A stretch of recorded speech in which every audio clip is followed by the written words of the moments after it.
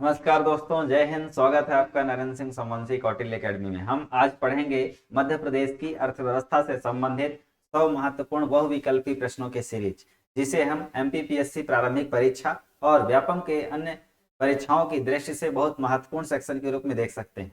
दोस्तों, जब हम मध्य प्रदेश की जनसंख्या की बात करते हैं, मध्य प्रदेश की कृषि की बात करते हैं, तो वो सारे आंकड़े हमारी इकोनॉमी को प्रभावित करते हैं और मध्य प्रदेश की इकोनॉमी भारत की इकोनॉमी में एक महत्वपूर्ण प्रभाव डालती है। इसकी दृष्टि से हमें आगामी परीक्षाओं की दृष्टि से जो इम्पोर्टेंट फैक्ट होंगे वो भी हम आपको इस लेक्चर में अपने बताते चलेंगे। तो आपके लिए यह बहुत महत्वपूर्ण सेशन होने वाला है। आप तन्मयता से हमारे इस वीडियो के ए टू जेड तक 1 से लेकर 100 तक के क्वेश्चंस को कवर करने के साथ हमसे जुड़े रहें। इस वीडियो को ज्यादा से ज्यादा लोगों को शेयर करें ताकि अन्य लोग भी इसका लाभ उठा सके। तो दोस्तों, सीधा हम अपने इस डिस्कशन श्रृंखला को आगे बढ़ाते हैं और हम मध्य प्रदेश की अर्थव्यवस्था से संबंधित 100 महत्वपूर्ण प्रश्नों की श्रृंखला के पहले प्रश्न की बात करते हैं। दोस्तों, सीधा सा बहुत आसान सा प्रश्न है। वर्ष 2011 की जनगणना के अनुसार मध्य प्रदेश की कुल जनसंख्या कितनी है? तो दोस्तों, हमारा जो भारत है 1872 में लॉर्ड मेयो के शासनकाल में हमारे देश में जो जनगणना की शुरुआत हुई थी भारत में, ठीक, भारत में जो जनगणना की शुरुआत हुई थी 1872 में हुई थी लॉर्ड मेयो के शासनकाल में। लेकिन 1881 में नियमित जनगणना की शुरुआत हुई थी। कब क्या शुरू हुई थी? नियमित जनगणना की शुरुआत। और उस समय 1881 में जब 10वीं जनगणना की शुरुआत हुई थी, उस समय जो गवर्नर जनरल थे हमारे देश के, लॉर्ड रिपन थे। और तब से लेकर 1881 से लेकर 1891, 1901, 1911 और हर 10 साल बाद आयोजित होती रही है। वर्ष 2011 की जनगणना भारत की 15वीं जनगणना थी और उस जनगणना में स्टेट हमारा मध्य प्रदेश है, उसकी टोटल जनसंख्या कितनी थी ये पूछा गया है। तो 7,26,26,809 ये जनसंख्या थी। ठीक है, ध्यान रखिएगा। और सबसे ज्यादा जनसंख्या अगर बात करें पूरे भारत में वर्ष 2000 की जनगणना में, तो यूपी की थी, उत्तर प्रदेश की लगभग 20 करोड़ जनसंख्या थी। ठीक है, तो इसके महत्वपूर्ण फैक्ट्स को हमने देखा। आगे बढ़ते हैं दूसरे प्रश्न में। और ये प्रश्न बता रहा है सन 2014 में जब आंध्र प्रदेश का विभाजन हो गया था, आंध्र प्रदेश का विभाजन हो गया था और वहां से तेलंगाना एक नया राज्य बना था। ठीक है, जो 2014 में 2 जून दिवस था, 2 जून 2014 को आंध्र प्रदेश राज्य पुनर्गठन अधिनियम पारित होकर के तेलंगाना को एक पृथक राज्य बना दिया गया। तब जनसंख्या की दृष्टि से मध्य प्रदेश का कौन सा स्थान है ये पूछा गया है। तो दोस्तों, जनगणना तो 2011 में हुई थी, उसके बाद 2021 में होनी थी। 2011 के बाद 2021 में जनगणना अभी हो नहीं पाई है। 2031 में इसके अंतिम आंकड़े आएंगे, क्योंकि कोरोना के कारण इसमें बाधा उत्पन्न हुई थी, इसलिए ये जनगणना रोक दी गई थी। तो 2011 में जब जनगणना हुई थी तब हमारा मध्य प्रदेश 6वां स्थान था। लेकिन इसके 3 साल बाद यानी 2014 में ये जो आंध्र प्रदेश था और तेलंगाना जब एक थे तब वह 5वां राज्य था। ठीक है, आंध्र प्रदेश ये एमपी था और 5वां स्थान था आंध्र प्रदेश का 2011 की जनगणना के अनुसार। लेकिन जब आंध्र प्रदेश और तेलंगाना में बट गया, तब तेलंगाना की जनसंख्या अलग हो गई, तब आंध्र प्रदेश की अलग हो गई, तब आंध्र प्रदेश छोटा हो गया मध्य प्रदेश से। तब 6वां स्थान था मध्य प्रदेश का, तो अब 5वां स्थान आ गया 2014 के अनुसार। ठीक है, 2014 की स्थिति में पूछे या आंध्र प्रदेश के पुनर्गठन के बाद पूछे तब आप 5वां बताएंगे, और यदि 2011 के अनुसार पूछे तब 6वां बताएंगे एमपी का स्थान। ठीक है, तो 2014 में विभाजन होने के पश्चात पूछ रहा है तो 5वां हो जाएगा। ठीक है, एमपी का स्थान। नंबर 1 अगला नेक्स्ट प्रश्न की बात करें। 2011 की जनगणना के अनुसार एमपी के सर्वाधिक जनसंख्या वाला जिला और सबसे कम जनसंख्या वाला जिला कौन सा है? तो दोस्तों, एमपी में सर्वाधिक जनसंख्या कहाँ रहती है? जहां बड़ा व्यावसायिक शहर होगा, व्यावसायिक शहर में ज्यादा सुविधाएं होंगी, ज्यादा काम करने के अवसर होंगे, ज्यादा शिक्षा, स्वास्थ्य, सारी सुविधाएं होंगी, तो जाहिर सी बात है वहां जनसंख्या घनत्व भी ज्यादा होगा, तो वहां जनसंख्या का ज्यादा हिस्सा होगा, निवास करेगा। तो मध्य प्रदेश में कौन से ऐसे जिले हैं? तो इंदौर है, इंदौर में जो मैक्सिमम और हरदा में मिनिमम। ठीक, 2011 की जनगणना ये बताती है कि इंदौर में लगभग 33 लाख जनसंख्या थी और हरदा में लगभग 5.5 लाख जनसंख्या थी। इस दृष्टि से इंदौर और हरदा ये प्रश्न को फुलफिल करेंगे, राइट। चलिए आगे बढ़ते हैं। एक तरफ दिया गया है योजनाएं और दूसरी तरफ दिया गया है उनके नाम, ठीक है। चलिए तो इसको देख लेते हैं।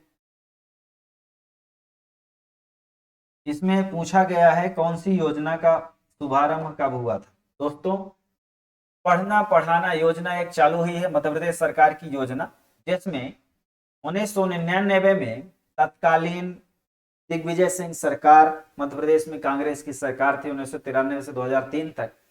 उस समय पढ़ना पढ़ाना योजना शुरू हुई थी कि जो भी गांव का एक व्यक्ति होगा जो शिक्षित होगा उसके आगे पढ़ाई के लिए सरकार खर्च देगी और दूसरों को वो अपने से कम पढ़े लिखे वाले लोगों को पढ़ाई करवाएगा, यानी उनको टीच करेगा, ठीक है। गांव की बेटी योजना सन 2005 में प्रारंभ की गई। इसके अंतर्गत जो 12वीं कक्षा में अच्छे नंबर से पास होंगी, जो 60% से ज्यादा पास करेंगी वो 12वीं क्लास में, तो ऐसी ग्रामीण बेटियों के लिए उच्च शिक्षा जब प्राप्त करेंगी, यानी कॉलेज की शिक्षा जब प्राप्त करेंगी, उनको 5,000 रुपए सालाना छात्रवृत्ति दी जाएगी। कन्या साक्षरता प्रोत्साहन योजना 2006 में कन्याओं की साक्षरता को बढ़ावा देने के लिए प्रोत्साहन योजना थी।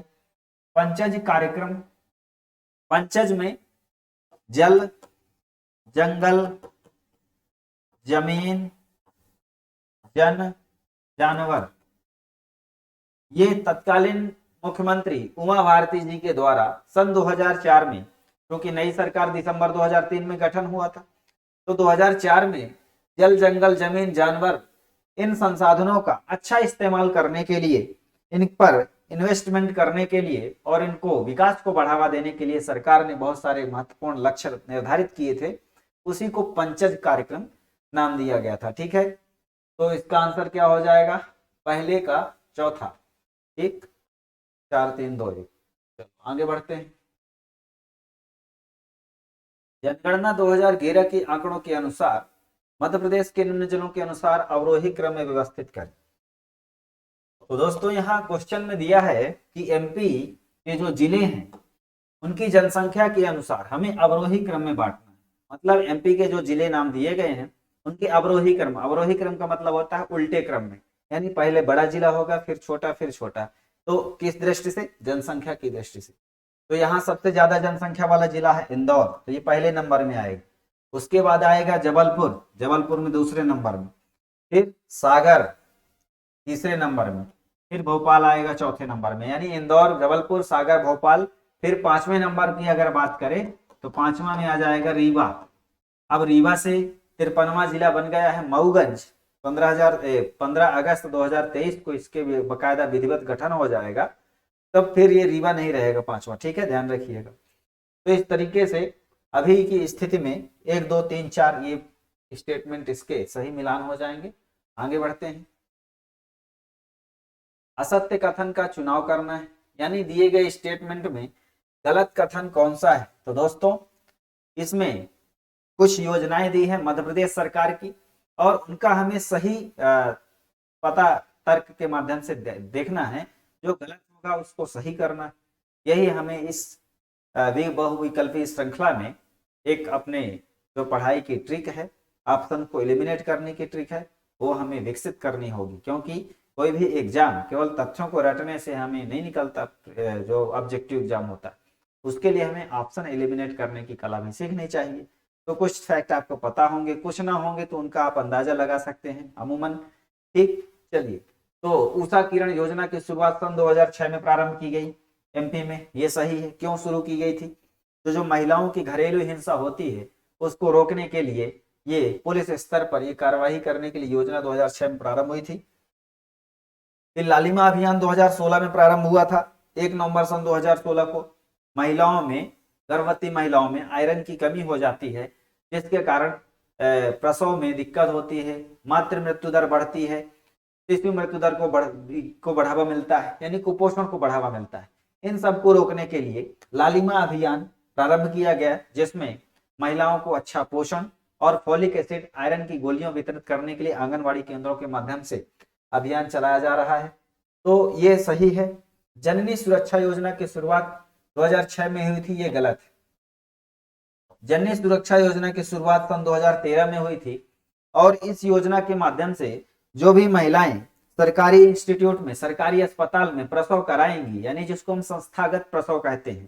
संस्थागत प्रसव का मतलब होता है कि अस्पताल में जाकर, सरकारी अस्पताल में जाकर क्या करवाना, प्रसव कराना, ठीक है, चाहे सिजेरियन से हो या नॉर्मल डिलीवरी हो। तो इस तरीके से जो 1400 रुपए मिलता है प्रोत्साहन के रूप में, उसके लिए जननी सुरक्षा योजना सन 2013 में चलाई गई। तो ये स्टेटमेंट गलत हो जाएगा, सही है।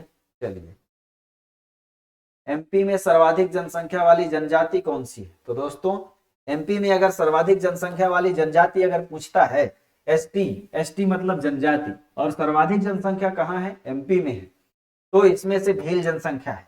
और भील जनसंख्या टोटल कुल जनजाति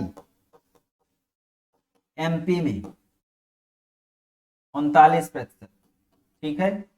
तो भील, तो टोटल जो जनजाति है एमपी में वो टोटल 21.10% है एसटी, ठीक, एमपी में। उसमें से भील जो है कितने परसेंट है? 39%, यानी सबसे ज्यादा जो है भील जनजाति का प्रतिशत है। और भीलों का भगोरिया हाट फेमस है, ठीक। मध्य प्रदेश के पश्चिमी जिलों में झाबुआ, अलीराजपुर, धार में ये जनजाति व्यापक रूप में निवास करती है, ठीक है। तो आगे बढ़ते हैं। एमपी की कुल जनसंख्या का कितने प्रतिशत हिस्सा अनुसूचित जाति के रूप में है? दोस्तों, जैसे हमने पिछले प्रश्न में देखा कि 21.10% एसटी है, उसी तरीके से जो एमपी में एससी है, एससी अनुसूचित जाति मतलब शेड्यूल्ड कास्ट, ठीक है, तो उसका प्रतिशत है 2011 की जनगणना के अनुसार 15.6%, राइट। और यदि हम भारत में बात करें तो भारत में है ये 16.6% एससी और 8.6% क्या है? एसटी, ठीक, तो ध्यान रखिएगा। चलो आगे बढ़ते हैं। मध्य प्रदेश के निम्न जिलों में, उनमें जनसंख्या घनत्व के अनुसार हमें व्यवस्थित करना है। तो दोस्तों, जन घनत्व जिलों को करना है जन घनत्व के अनुसार और बढ़ते क्रम में। बढ़ते क्रम का मतलब होता है आरोही क्रम, ठीक है, असेंडिंग आर्डर, मतलब पहले छोटा जिला, फिर बड़ा जिला, फिर उससे सबसे बड़ा जिला लास्ट में। तो इनमें जिलों को हम जनघनत्व के अनुसार बांटना है। तो सबसे पहले कम वाला होगा, फिर ज्यादा वाला होगा, ऐसे, ठीक। तो सबसे ज्यादा जनघनत्व जो है 2011 की जनगणना के अनुसार 855 व्यक्ति प्रति वर्ग किलोमीटर कहाँ है? भोपाल में, यानी 1 स्क्वायर वर्ग किलोमीटर के अंदर में कितने लोग निवास करते हैं, यही होता है जनघनत्व। जनघनत्व का फार्मूला होता है, सूत्र जो होता है, कुल जनसंख्या बटे कुल क्षेत्रफल। तो अगर किसी भी क्षेत्र का हमें जनघनत्व निकालना हो तो क्या बताएंगे? टोटल जनसंख्या बटे टोटल क्षेत्रफल। तो यहाँ 1 वर्ग किलोमीटर के अंदाज में अनुमान कितना है? 855 आंकड़ा है। जबलपुर में 473 व्यक्ति 1 वर्ग किलोमीटर में निवास करते हैं। इंदौर की बात करें तो 841, ग्वालियर में 446। अब हम क्या करेंगे? आरोही क्रम में बांटेंगे। आरोही मतलब बढ़ते क्रम। तो सबसे छोटा वाला पहले होगा, तो पहले ग्वालियर होगा, फिर जबलपुर होगा, फिर तीसरे नंबर इंदौर होगा, फिर भोपाल होगा। तो ये पहला नंबर सही हो जाएगा, ठीक है। चलिए आगे बढ़ते हैं। जनगणना 2011 के अनुसार 0 से 6 आयु समूह की जनसंख्या में सर्वाधिक किस जिले में कमी हुई? तो दोस्तों, ये प्रश्न बहुत अच्छा है। इसमें ये पूछा गया है कि 2011 की जो जनगणना हुई थी उसमें 0 से 6 साल के बच्चे यानी शिशु, उनकी समूह की जनसंख्या में किस जिले में कमी हुई? तो यानी ऐसा कौन सा जिला है जहां शिशु जनसंख्या में कमी हुई, यानी वृद्धि नहीं हुई? जितने पिछले दशक में थे 2001 की जनगणना में, उससे कम हो गई किसमें? 2011 की जनगणना में। तो वो जिला है आपका छिंदवाड़ा। कौन सा जिला है? छिंदवाड़ा। और अगर पूछे कि 0 से 6 साल के बच्चों के सर्वाधिक कम लिंगानुपात कहाँ है? सबसे कम लिंगानुपात, यानी ये 0 से 6 साल की बच्चियां हैं, बालिका लिंगानुपात, तो सबसे कम कहाँ है? मुरैना में है। सबसे अधिक पूछे तो अलीराजपुर में, राइट। चलो आगे बढ़ते हैं। सबसे कम अनुसूचित जाति वाला जिला कौन सा है? तो दोस्तों सबसे कम अनुसूचित जाति वाला जिला अगर पूछे तो हो जाएगा झाबुआ, ठीक, मिनिमम एसटी। और अगर भिंड पूछे इसमें तो मिनिमम एसटी।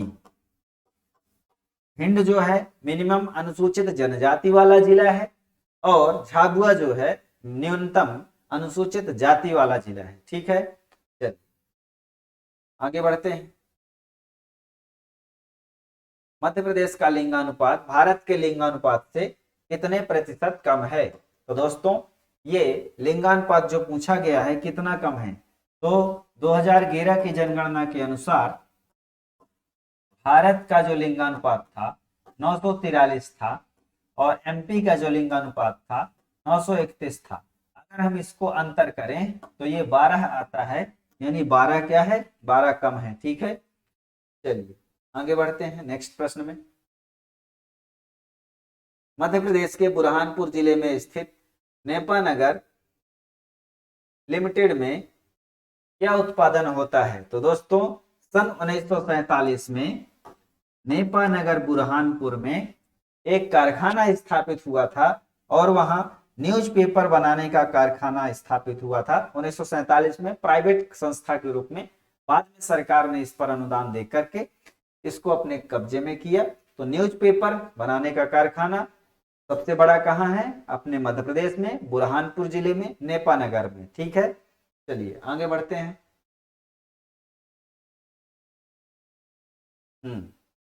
अब इसमें दिया गया है एमपी के कुछ उद्योग हैं और उन सार्वजनिक उद्योगों के क्रम में हमें मिलान करना है।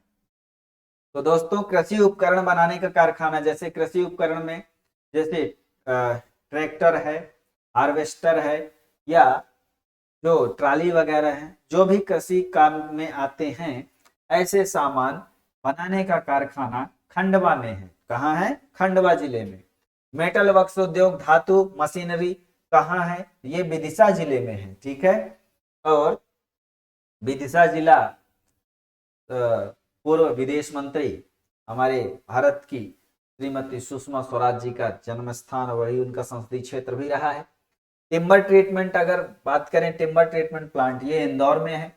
और क्लैडरिंग, ये दीवार में पेंट वगैरह ये जो प्रोडक्ट हैं वो कहाँ बनते हैं? उज्जैन में। तो क्लैडरिंग उद्योग उज्जैन में, टिम्बर ट्रीटमेंट प्लांट इंदौर में, मेटल वर्क्स विदिशा में, कृषि उपकरण कारखाना कहाँ है? खंडवा में, ठीक है। आगे बढ़ते हैं। एमपी में सूक्ष्म लघु मध्यम उद्यम विभाग की स्थापना कब हुई थी? तो दोस्तों ऐसे बहुत सारे विभाग जो सरकारी स्थापित कर दिए जाते हैं समय समय पर, वो हमारी परीक्षा की दृष्टि से करंट न्यूज के कारण हमेशा महत्वपूर्ण होते हैं। जैसे अभी केंद्र सरकार ने क्या कर दिया है, जो जल संसाधन विभाग था, गंगा पुनरुद्धार विभाग था, ठीक है, उसको एक मंत्रालय का नाम दे दिया है, उसका नाम दे दिया है जल शक्ति मंत्रालय, यानी जल शक्ति विभाग, ठीक। तो वैसे ही मध्य प्रदेश में एमएसएमई को, मतलब जो micro small and medium enterprises हैं, लघु सूक्ष्म और मध्यम उद्यम हैं, उनकी उन्नति के लिए, उनके बारे में कुछ योजनाएं निर्धारित करने के लिए जो विभाग बना है 5 अप्रैल 2016 को बना है, ठीक है। इनको इस विभाग से अनुमति मिलेगी और बाकायदा प्रदेश का विकास होगा। अब आता है मध्य प्रदेश की जनसंख्या वृद्धि दर कितनी है? तो दोस्तों जनसंख्या वृद्धि दर का मतलब क्या होता है? वृद्धि दर का मतलब होता है पूर्व जनसंख्या माइनस वर्तमान जनसंख्या बटे पूर्व जनसंख्या गुणे 100। ये होता है सूत्र, ठीक। क्या होता है? ये सूत्र होता है वृद्धि दर का। तो पूर्व जनसंख्या माने 2011 की जनगणना, जो 2011 की जनसंख्या।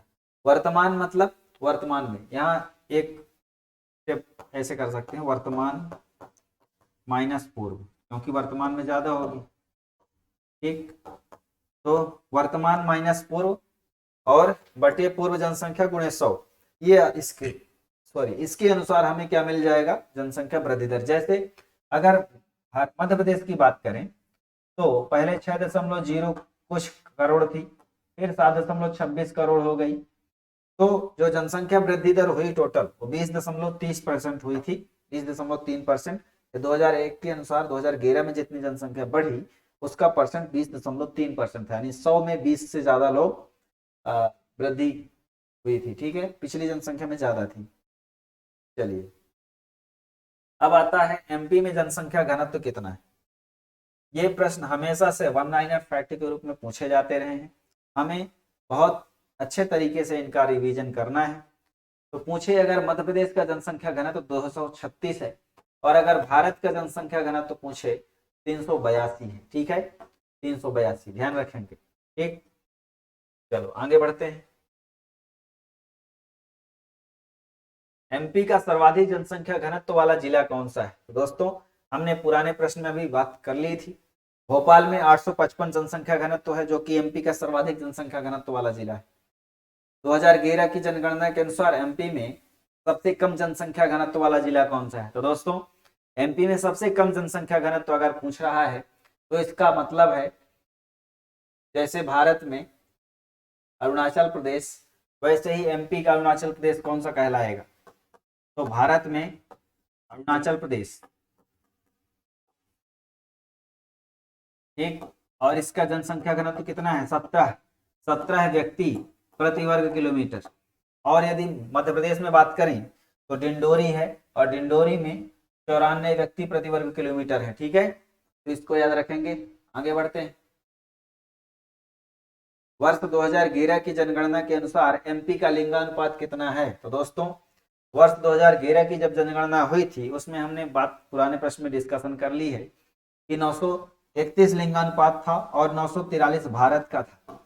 ठीक, तो जनसंख्या जो बढ़ोतरी 12 की बढ़ोतरी हुई है भारत में, यानी 12 जनसंख्या घनत्व तो कम था।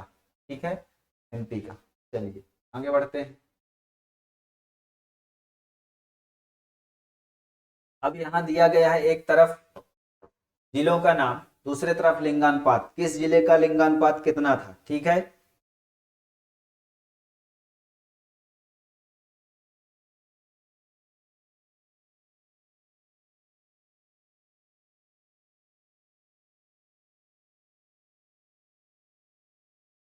यहाँ जो सबसे ज्यादा लिंगानुपात था वो बालाघाट का था पूरे एमपी में।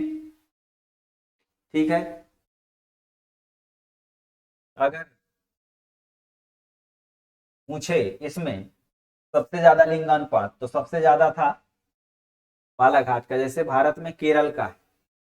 फिर अलीराजपुर में 1011 था, मंडला का 1008, डिंडोरी का 1002। ठीक, तो इनमें से दोस्तों सबसे ज्यादा किसका है, बालाघाट का। पूरे ओवरऑल एमपी में सबसे ज्यादा लिंगानुपात वाला जिला है बालाघाट, फिर अलीराजपुर 1011, फिर मंडला 1008, फिर डिंडोरी 1002। ठीक, तो इस दृष्टि से कौन सा ऑप्शन सही हो जाएगा, पहले का तीसरा, यानी डी नंबर सही हो जाएगा। ठीक है, चलो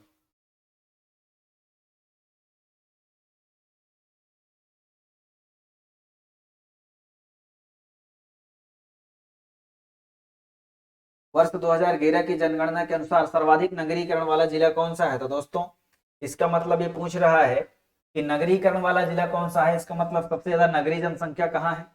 तो इसका आंसर हो जाएगा भोपाल, जहां की 80.9% हिस्से में नगरीकरण हो चुका है। ठीक, तो भोपाल का 80.9% क्षेत्र क्या हो चुका है, नगरीकरण हो चुका है, इसीलिए इसका आंसर हो जाएगा भोपाल। ठीक है, चलिए आगे बढ़ते हैं। नेक्स्ट प्रश्न है, इसमें असत्य युग्म की पहचान करना है।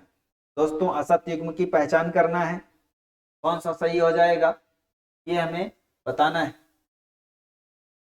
तो सुकन्या समृद्धि योजना, कन्या के नाम से बैंक खाता खुलवाया जाएगा और एक निश्चित आयु के बाद उसके विवाह की उम्र के पास पास उसको उस प्रीमियम जमा का एक मुश्त भुगतान प्राप्त होगा।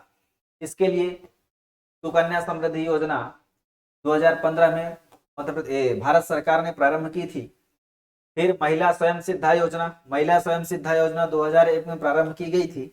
ठीक, ये महिलाओं के स्वरोजगार को बढ़ावा देने के लिए। लेकिन बेटी बचाओ बेटी पढ़ाओ योजना ये जो है 22 जनवरी 2015 को हरियाणा के पानीपत से प्रारंभ की गई थी, क्योंकि पानीपत यानी हरियाणा एमपी पूरे भारत में सबसे कम लिंगानुपात वाला प्रदेश है और उन्हीं में से हरियाणा में पानीपत सबसे कम लिंगानुपात वाला जिला है। इसीलिए पानीपत से 22 जनवरी 2015 को यह योजना प्रारंभ की गई थी कि बेटी बचाओ बेटी पढ़ाओ। इसका मतलब बेटी के जन्म को प्रोत्साहन देना और उनके शिक्षा और उसके आगे की पढ़ाई के लिए, उसके आगे बढ़ने के लिए प्रोत्साहन प्रदान करना, योजनाओं को लागू करना। ठीक है, नेक्स्ट है वर्ष 2011 की जनगणना के अनुसार सर्वाधिक ग्रामीण साक्षरता दर वाला जिला कौन सा था।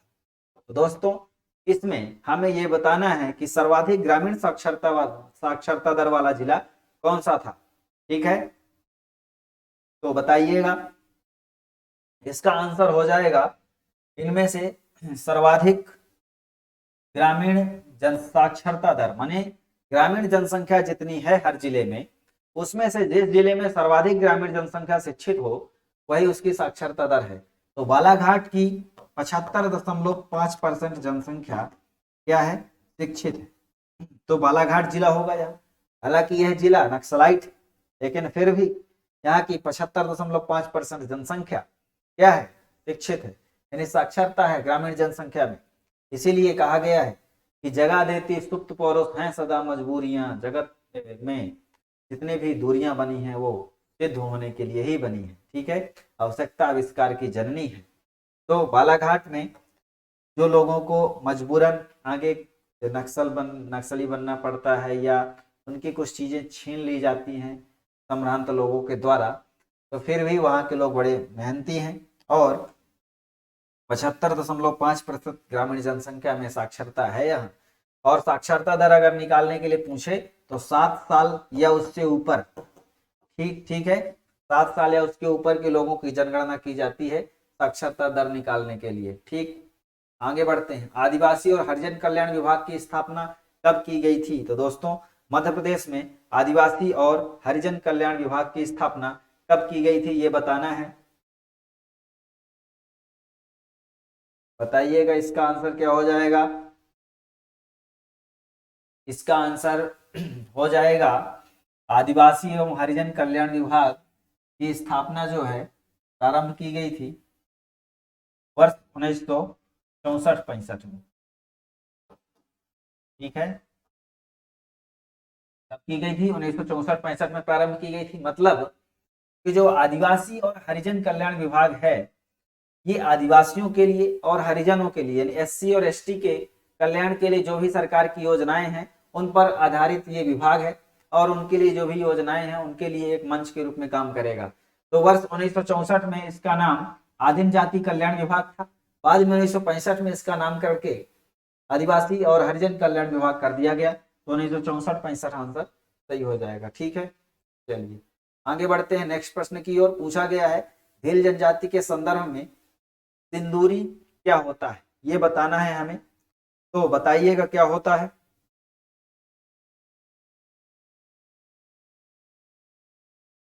तो दोस्तों इसका सही आंसर हो जाएगा आपका विशेष प्रकार की साड़ी। ये जो स्त्री होती हैं यहाँ गहरे रंग की साड़ी पहनती है। ठीक, तो भीलों में जो वस्त्र परिधान की परंपरा है उनमें से जो सिंदूरी एक वस्त्र है वह साड़ी है और भीली स्त्रियों के द्वारा पहना जाता है और उसका गहरा रंग होता है। ठीक है, तो गहरे रंग की साड़ी होती है जिसको सिंदूरी कहा जाता है। ये भीलों का एक प्रसिद्ध पहचान है। अब इसमें सर्वाधिक साक्षरता दर वाला जिला पूछा है 2011 की जनगणना के अनुसार। तो हमें बताना है इनमें से सर्वाधिक साक्षरता दर वाला जिला कौन सा है पूरे मध्य प्रदेश में। दोस्तों सर्वाधिक साक्षरता दर वाला जिला है 81.1% साक्षरता थी, वो है जबलपुर। सबसे कम अगर पूछे सबसे कम, तो सबसे कम में बताएंगे आप अलीराजपुर। किसको बताएंगे, सबसे कम में बताएंगे अलीराजपुर को। और यह 36% जनसंख्या वाला साक्षरता दर वाला जिला है। 36% साक्षरता, पूरे भारत में सबसे कम साक्षर जिला है ये। सबसे ज्यादा साक्षर एमपी में जिला जबलपुर है 81.1। ठीक है, चलो आगे बढ़ते हैं। वर्ष 2011 की जनगणना के दृष्टिकोण से किस क्रम की जनगणना थी। तो दोस्तों इसके हमने पूर्व प्रश्न में चर्चा ही की थी कि यह जनगणना जो है ये 15वीं जनगणना थी। ठीक, यानी 1881 से लेकर के आप 2011 तक जोड़ोगे तो 15 बार ये जनगणना हुई, तो 15वीं जनगणना थी ये, ठीक। और ये जो है 21वीं सदी की, 21वीं सदी की अगर पूछे तो दूसरी हो जाएगी, यानी 2001 और 2011। और यदि आजाद भारत की पूछे, आजाद भारत की, तो आजाद भारत की कौन सी हो जाएगी भाई? 1951, 61, 71, 81, 91, 1, 11, 1 2 3 4 5 6 7, सातवीं हो जाएगी आजाद भारत की जनगणना, ठीक है। चलिए आगे बढ़ते हैं।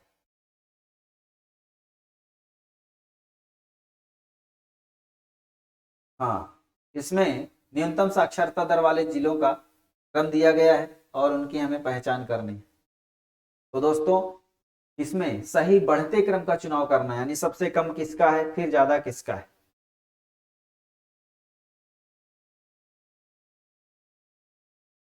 तो दोस्तों इसमें बढ़ते क्रम का चुनाव करना है, ठीक, यानी कम, फिर उससे ज्यादा, फिर सबसे ज्यादा, ऐसे, फिर उससे भी ज्यादा और होंगे। तो सबसे कम वाला, फिर ज्यादा वाला, फिर ज्यादा वाला, ऐसा होता है बढ़ते क्रम, असेंडिंग ऑर्डर, या हम इसको आरोही क्रम भी कहते हैं। इसमें सबसे कम कौन सा है? तो इसमें जो है सबसे कम है श्योपुर, फिर उमरिया, फिर हरदा। क्यों? क्योंकि जो श्योपुर है इन जिलों में वो सबसे कम जनसंख्या वाला जिला कहलाएगा, ठीक है, समझ रहे हैं, बढ़ते क्रम में। और हरदा जो है हमने बात करी थी 5.5 लाख जनसंख्या थी, सबसे कम, ठीक। और सबसे ज्यादा थी इंदौर की, ठीक, लगभग 33 लाख। अब इसमें हमें ये बताना है कि सबसे कम, यानी पूरे मध्य प्रदेश में सबसे कम किसकी थी? हरदा की। फिर हरदा से बड़े जिले कौन से होंगे? तो निकाला गया है हरदा, उमरिया और श्योपुर, ये सही क्रम दिया है। हरदा के बाद हरदा से बड़ा है उमरिया, उमरिया से बड़ा है श्योपुर, यहाँ पास हम लिख देते हैं हरदा, हरदा से बड़ा है उमरिया, उमरिया से बड़ा है श्योपुर, श्योपुर से बड़ा है डिंडोरी, फिर इससे बड़ा है अलीराजपुर, ठीक। ये 2011 की जनगणना के अनुसार है। अब अगर जनसंख्या में मानेंगे तो उसमें निवाड़ी जिला भी आ जाएगा, वो जब अंतिम आंकड़े आएंगे नेक्स्ट जनगणना के तब देखा जाएगा। अभी हमें 2011 की जनगणना के अनुसार ही आंकड़ों को देखना है। हरदा के बड़ा उमरिया, फिर शिवपुर, फिर डिंडोरी, फिर अलीराजपुर, ठीक। चलिए तो इसका आंसर क्या हो जाएगा? इसका आंसर हो जाएगा 1 2 3, सी नंबर हो जाएगा, ठीक है। चलो आगे बढ़ते हैं। कन्या साक्षरता प्रोत्साहन योजना कब प्रारंभ की गई थी? तो इसकी बात तो हम सीधे कर लिए थे। यह योजना जो है, जो अनुसूचित जाति जनजाति की बच्चियां हैं उनकी उच्च शिक्षा प्रदान करने के उद्देश्य से कन्या साक्षरता योजना प्रारंभ की गई थी, ठीक है। जो कन्याएं हैं उनके लिए उच्च शिक्षा, माने एससी और एसटी वर्ग की जो महिलाएं बच्चियां हैं उनकी कॉलेज की शिक्षा, कॉलेज की शिक्षा हम क्या बोलते हैं? उच्च शिक्षा, ठीक है। Graduation, PG, post graduation, PhD, इन सबको हम उच्च शिक्षा कहते हैं। पीएचडी भी शोध आ जाता है। तो एससी एसटी की जो बच्चियां हैं उनको कॉलेज में यानी उच्च शिक्षा पढ़ाने, उच्च शिक्षा प्रदान करने के उद्देश्य से 2006 में प्रदान की गई थी योजना को, कुछ पैसा भी दिया जाता था। चलो आगे बढ़ते हैं। असत्य कथन का चयन करें। दोस्तों इसमें 4 स्टेटमेंट दिए गए हैं और उनमें से गलत कौन सा है हमें यह चीज बताना है।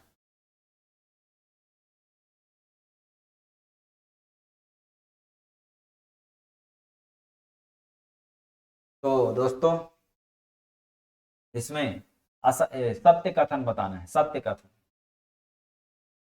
मध्य प्रदेश जनसंख्या नियंत्रण दिवस 11 जून को मनाया जाता है, ये गलत है क्योंकि 11 मई को मनाया जाता है, ठीक। ये स्टेटमेंट तो गलत है। 11 मई को विश्व जनसंख्या दिवस मनाया जाता है, ये भी गलत है क्योंकि विश्व जनसंख्या दिवस 11 जुलाई को मनाया जाता है।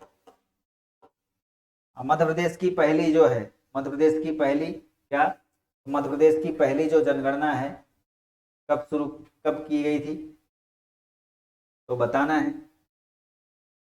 10 की जनगणना, मध्य प्रदेश उस समय बना नहीं था, उस समय पूरा ब्रिटिश भारत था, और 1881 में लॉर्ड रिपन के समय में प्रारंभ हुई थी। सेंट्रल इंडिया कहलाता था उस समय हमारा देश, हमारा प्रदेश।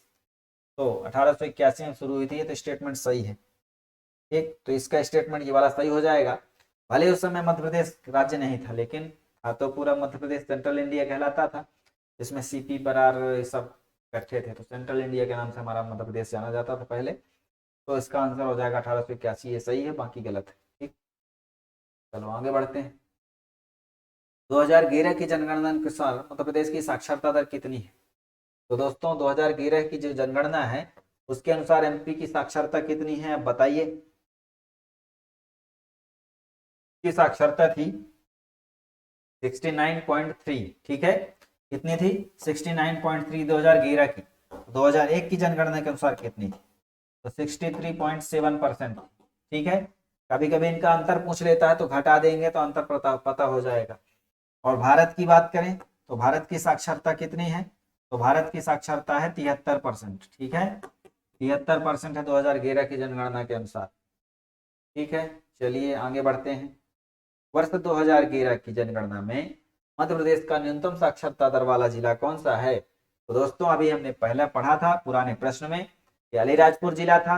अलीराजपुर जिले की जनसंख्या में 36% साक्षरता दर पाई गई, और 2011 की जनगणना के अनुसार पूरे भारत का सबसे कम साक्षरता दर वाला जिला भी बन गया।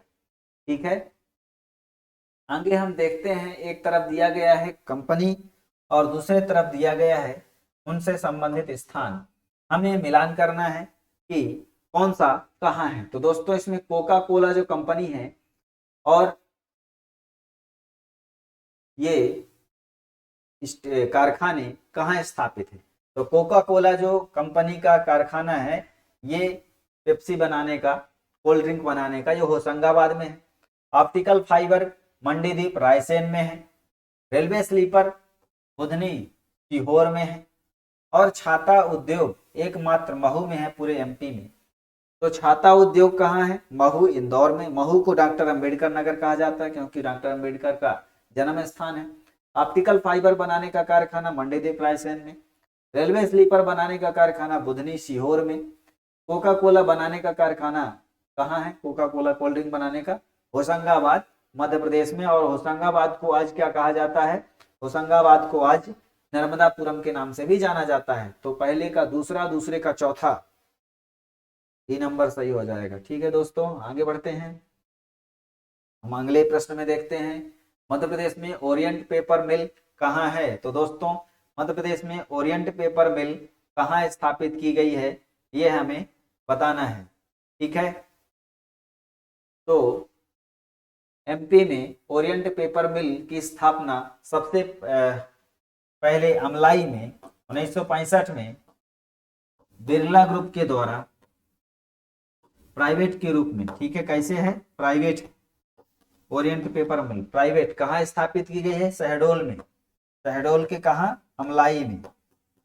अमलाई शहडोल में कागज बनाने का कारखाना कहाँ स्थापित किया गया है, अमलाई शहडोल में। कागज बनता है यहाँ, और जो बुक वगैरह छपती है उसका कागज यहाँ। ठीक है, 1965 में बिरला कंपनी के सहयोग से प्राइवेट, और अमलाई कहाँ, शहडोल में। ठीक है, चलिए आगे बढ़ते हैं।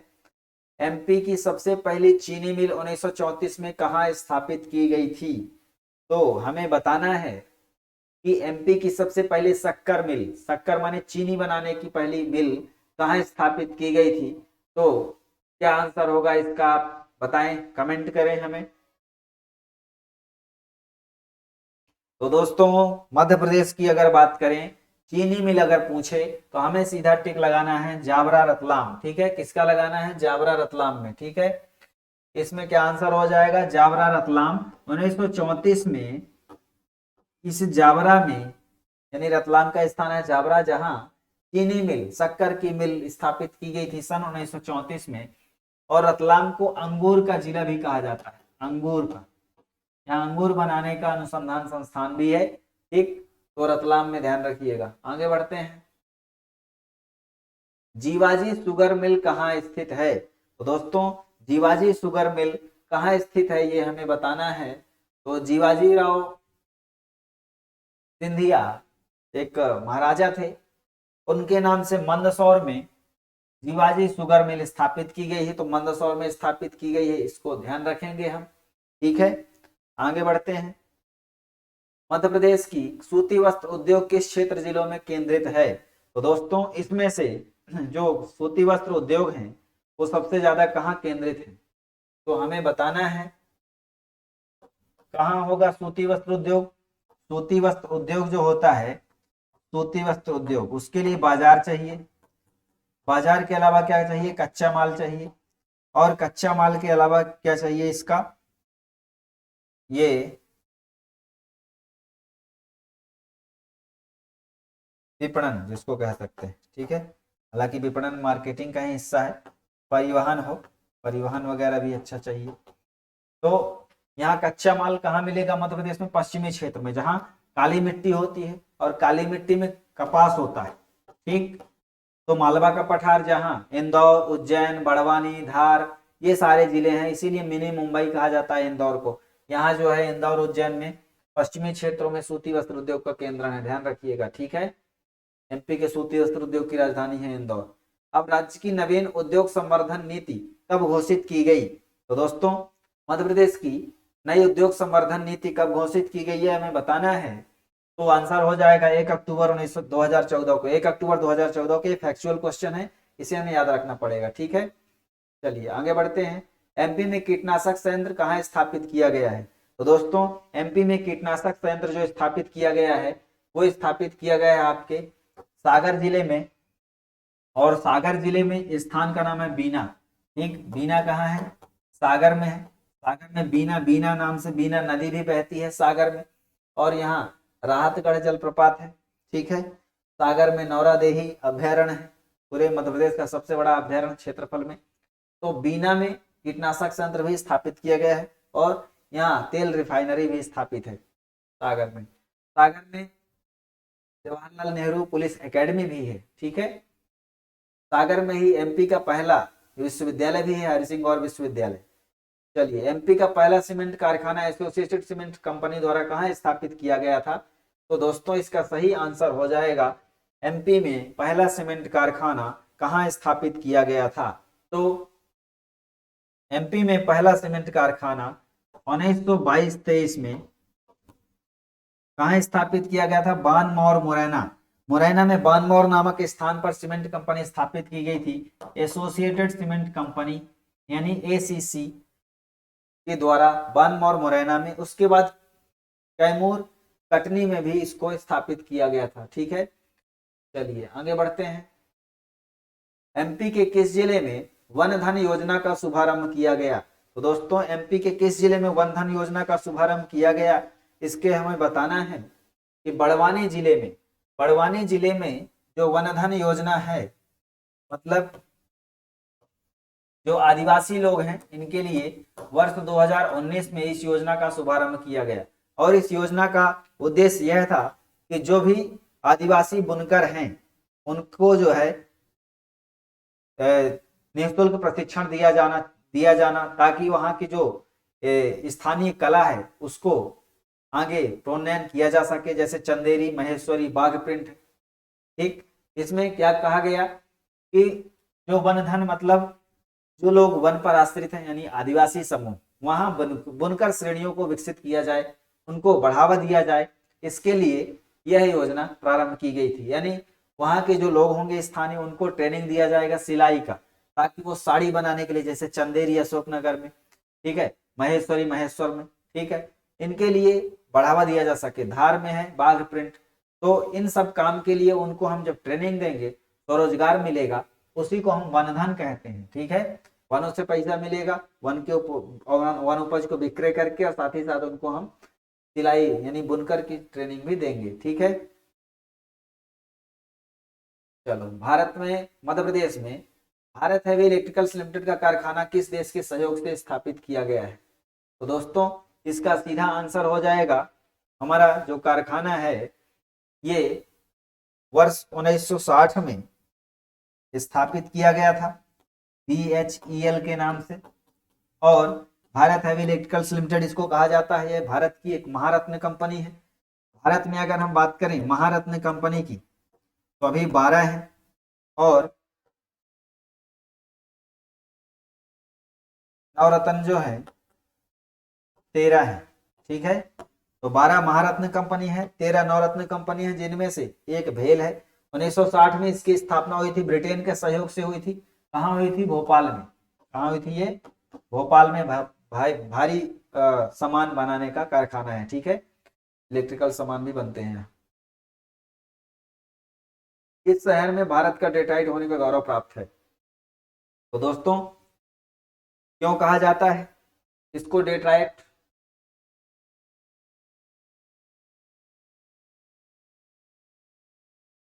ये जो है दोस्तों, जो डेट्राइट शहर है, ये मध्य प्रदेश के पीथमपुर को कहा जाता है, क्योंकि यहाँ सबसे ज्यादा वाहन उद्योग है। कौन से उद्योग है? वाहन उद्योग। सबसे ज्यादा डेट्राइट होने के कारण अमेरिका में एक डेट्राइट शहर है, वहां खूब वाहन उद्योग है, ऑटोमोबाइल इंडस्ट्री है। वैसे ही एमपी में धार और इंदौर के बॉर्डर में, ठीक है, धार इंदौर के बॉर्डर में जो पीथमपुर है, वहां वाहन उद्योग और अन्य कंपनियां भी हैं। यहाँ लगभग 1400 स्टार्टअप काम कर रहे हैं, इसीलिए इसको क्या कहा गया है? भारत का डेट्राइट कहा गया है। ठीक है, चलो आगे बढ़ते हैं। पोडा या पोदा प्रथा का संबंध किस जनजाति से है? तो दोस्तों, इसमें कौन सी जनजाति हो जाएगी? इसमें जो पोदा प्रथा है वो विनिमय प्रणाली से रिलेटेड है, और ये आपकी बैगा जनजाति से रिलेटेड है। किससे रिलेटेड है? एक प्रकार से बैगा जनजाति से रिलेटेड है। यह एक प्रकार से वस्तु विनिमय प्रणाली है। वस्तु विनिमय प्रणाली, जैसे हमें गेहूं चाहिए, आपके पास टमाटर है, तो आप हमें टमाटर दोगे, और आपको गेहूं चाहिए तो हम गेहूं दे देंगे। क्यों? क्योंकि हमें और वस्तुएं हमारे पास नहीं है जिससे हम खरीद सकें, क्रय कर सकें। तो एक प्रकार से जो कृषि सामग्री है उसको आदान प्रदान करने के लिए, कृषि सामग्री का आदान प्रदान करने के लिए जो है पोदा प्रथा बैगा जनजाति में प्रचलित है। ठीक है, चलो आगे बढ़ते हैं। एमपी के 3 जिले जिनमें आबादी का 50% आदिवासी आबादी के रूप में निवासरत है, ये क्या हो जाएगा इसका आंसर? इसका आंसर हो जाएगा इसमें लगभग धार, मंडला और झाबुआ। ठीक है, धार जिला, मंडला जिला और झाबुआ जिला, इनको अगर मिला दिया जाए ये बड़े, तो 50% एसटी जनसंख्या होगी। यानी इन्हीं जिलों में सबसे ज्यादा क्या है? एसटी है। इसीलिए ये जो जिले हैं यहाँ जो है एसटी के लिए विधायक और सांसदों की सीट भी रिजर्व है। ठीक है, इतनी ज्यादा जनसंख्या है, तो आंसर क्या हो जाएगा आपका? धार, मंडला और झाबुआ। ठीक है, चलिए आगे बढ़ते हैं। मध्य प्रदेश के आदिवासियों में किन महिलाओं को गोधारिन कहा जाता है? तो इसका क्या आंसर होगा?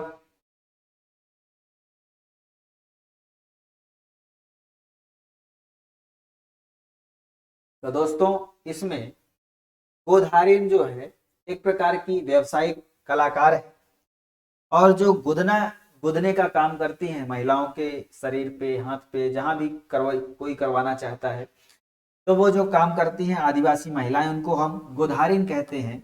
इसके लिए उनको कुछ अनाज वगैरह भी दिया जाता है, अनाज या रकम। ठीक है, तो अनाज या पैसा दिया जाता है उनको मेहनताना के रूप में, यानी गोदना गुदवाने के लिए कुछ अनाज या रुपया पैसा दे देते हैं। चलो आगे बढ़ते हैं। एकलव्य शिक्षा विकास योजना का शुभारंभ कब किया गया था? दोस्तों, यह एकलव्य शिक्षा विकास योजना जो थी एमपी की, वो 15 नवंबर सन 2010 को प्रारंभ की गई थी। इसका उद्देश्य ये था कि जो वनोपज,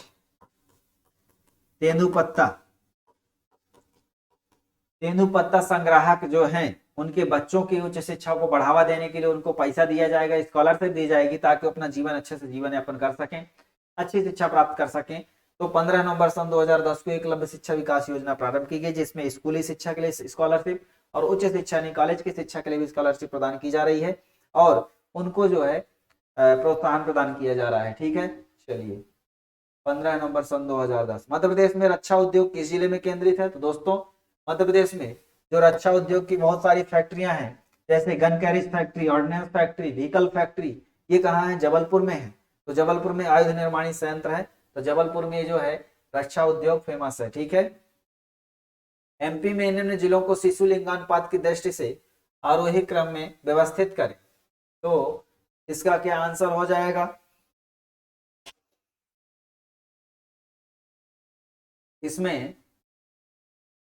पूछ रहा है शिशु जनसंख्या, शिशु लिंगानुपात आरोही क्रम में, माने कम फिर अधिक फिर सबसे अधिक, ऐसे। तो सबसे कम कहाँ है लिंगानुपात, वही हमें इसमें बताना है। तो इसमें सबसे कम है भिंड मुरैना में, फिर ग्वालियर में, फिर भिंड में, फिर दतिया में, फिर रीवा में। तो इसका सही क्रम हो जाएगा 1 2 3 4, यानी सभी सीरियल से ही लगे। मुरैना में सबसे कम है, फिर ग्वालियर में उससे ज्यादा, फिर भिंड में उससे ज्यादा, दतिया में उससे ज्यादा, फिर रीवा में उससे सब, इन सबसे ज्यादा है। ठीक, और पूरे मध्य प्रदेश में सबसे ज्यादा शिशु लिंगानुपात है अलीराजपुर में। ठीक, चलिए मध्य प्रदेश का राज्य हथकरघा संचालनालय का गठन कब किया गया था?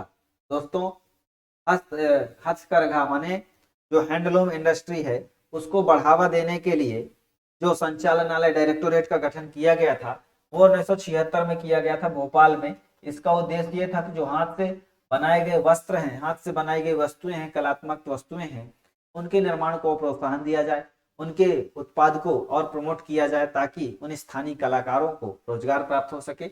1976 आंसर हो जाएगा। ठीक है, चलिए आगे बढ़ते हैं। एमपी में प्रथम रत्न परिष्कृत केंद्र कहाँ खोला गया है? तो दोस्तों रत्न परिष्कृत केंद्र जो है कहाँ खोला गया है इसमें? तो इसका आंसर हो जाएगा आपका जबलपुर। रत्न परिष्कृत केंद्र का मतलब होता है जो आभूषण है, जो रत्न है, उनको परिष्कृत करने के लिए, जैसे डायमंड है, इसको भी परिष्कृत करने के लिए जो हमारे रत्न प्राप्त होते हैं उनको और मॉडिफाई करके मार्केट लेवल के प्रोडक्ट बना दिए जाएं, इसके लिए जबलपुर में स्थापित किया गया है। ठीक है, जबलपुर में निजी उद्योग, निजी कंपनी के द्वारा ये स्थापित किया गया है, निजी क्षेत्र के रूप में जबलपुर में। ठीक है, दीनदयाल अंत्योदय रसोई योजना का शुभारंभ कब हुआ था? तो दोस्तों दीनदयाल अंत्योदय रसोई योजना, इसके बारे में बताइए, इसका शुभारंभ कब किया गया था?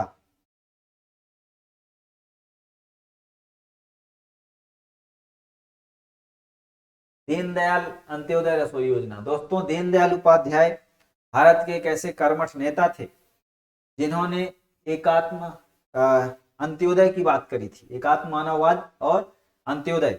अंत्योदय में इन्होंने कहा था कि हमारा लक्ष्य, हमारा जो प्रयास है वो यह है कि पूरे देश में जो विकास की धारा है वो अंतिम व्यक्ति तक पहुंचे, यानी समाज के उस अंतिम पायदान पर बैठे हुए व्यक्ति तक विकास पहुंचे, वही अंत्योदय है, यानी अंतिम व्यक्ति तक का उदय हो, वही अंत्योदय है। इसीलिए रसोई योजना, उन्होंने रसोई योजना, इनके विचारों को मान्यता प्रदान करते हुए वर्तमान सरकार ने इनके नक्शे कदम पर चलते हुए इनके विचारों को, इनके सपनों को साकार करने के लिए इस रसोई योजना के माध्यम से काम किया कि जो लोग बेघर हैं, जो लोग बहुत गरीब हैं, जो लोग भिखारी हैं, वो भोजन प्राप्त नहीं कर सकते, तो भूखमरी के कारण ना मरे, इनके लिए 5 रुपए थाली, 5 रुपए थाली भोजन, यानी एक टाइम का भोजन 5 रुपए के थाली में पेट भर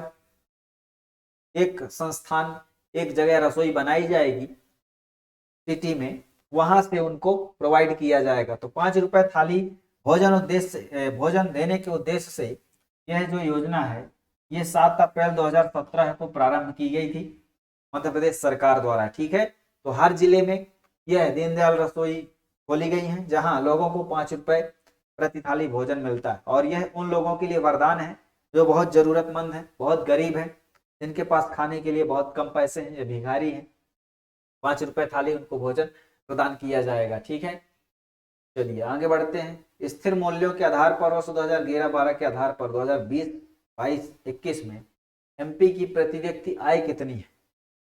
तो दोस्तों इसका क्या आंसर हो जाएगा?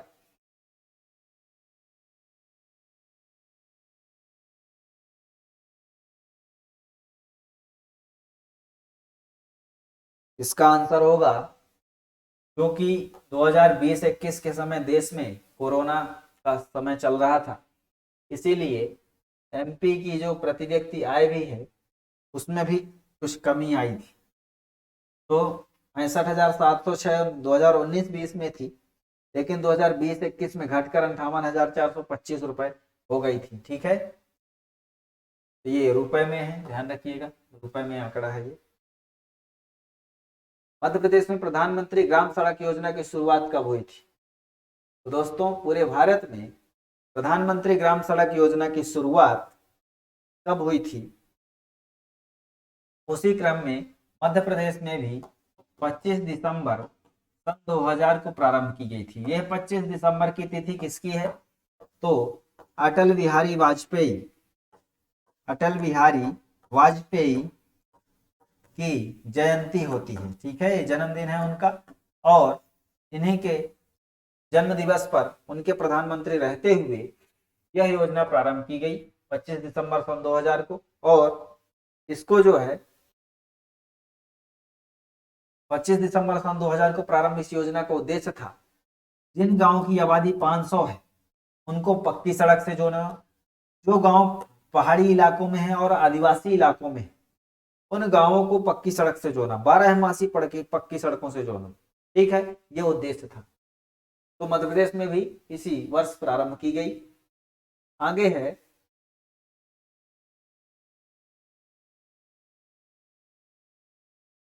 चलिए इसको मिलान करते हैं। एक तरफ दिया है मेगा फूड पार्क का मतलब होता है यहाँ जो खाद्य प्रसंस्करण से मॉडिफाई करके जो वस्तुएं हैं उनको मार्केट में ग्राहकों के डिमांड के अनुसार बेचा जाता है। तो वह कौन कौन से स्थान में फेमस है? तो मालनपुर भिंड में है, निमरानी जग्गा खेड़ी मंदसौर में है, गोरेगांव छिंदवाड़ा में है और निमरानी खरगोन में। ठीक है, तो जग्गा खेड़ी मंदसौर, निमरानी खरगोन, मालनपुर भिंड, गोरेगांव छिंदवाड़ा। ठीक है, तो इसका आंसर हो जाएगा। आगे बढ़ते हैं। गवर्नमेंट ऑर्डिनेंस फैक्ट्री जबलपुर का संबंध किस केंद्रीय मंत्रालय से है? तो दोस्तों ये ऑर्डिनेंस फैक्ट्री, ये हथियार बनाने की फैक्ट्री है और इसका संबंध सीधा हमारे डिफेंस मिनिस्ट्री से है, रक्षा मंत्रालय से है। तो 57 का क्या हो जाएगा? आपका आंसर सी हो जाएगा। आगे बढ़ते हैं। रेलवे कोच फैक्ट्री की स्थापना एमपी में कहाँ की गई है? तो दोस्तों एमपी में रेलवे कोच फैक्ट्री की स्थापना जो है कहाँ की गई है? रेलवे के कोच बनाने के फैक्ट्री भोपाल में 1975 में इसको स्थापित किया गया है। ठीक है, भोपाल 1975, निषादपुरा भोपाल। ठीक है, चलिए सनाबद कताई मिल, तो सनाबद कताई मिल कहाँ है दोस्तों? सनाबद कताई मिल की स्थापना कहाँ और कब की गई थी?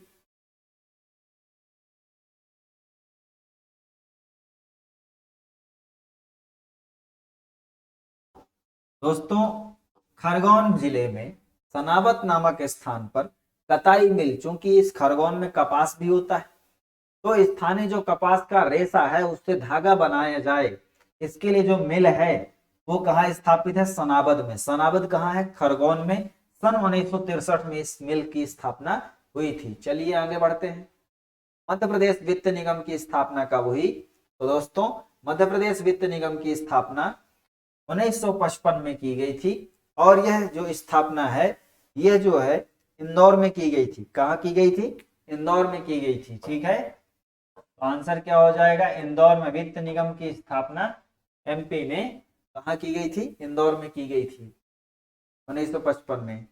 और एमपी में लघु उद्योग निगम का मुख्यालय कहाँ है? तो दोस्तों ये प्रश्न कई बार पेपर में आ चुका है और इसको आप ध्यान भी रखेंगे, बहुत इंपॉर्टेंट है। ठीक है, ये स्थापना तो भोपाल में हुई 1961 में हुई, ये भी इंपॉर्टेंट।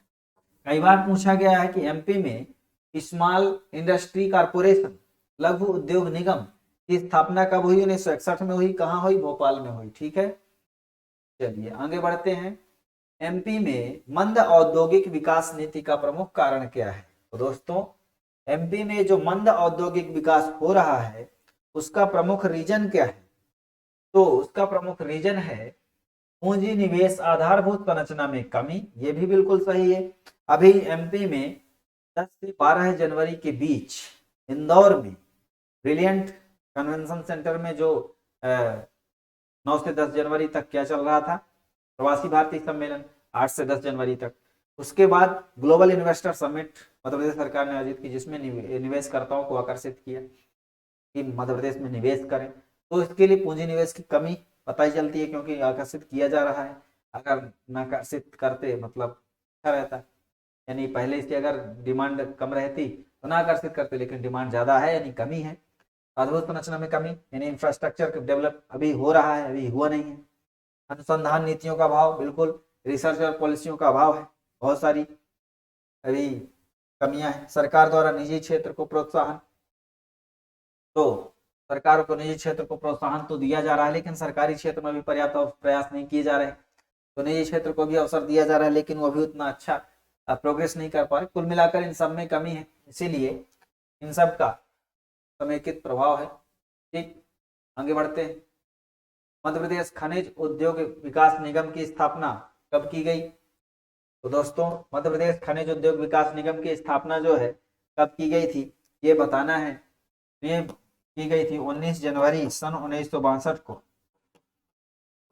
और ये कहाँ की गई? भोपाल में। तो अभी हमने बात की 1961 में लघु उद्योग निगम और मध्य प्रदेश खनिज उद्योग विकास निगम।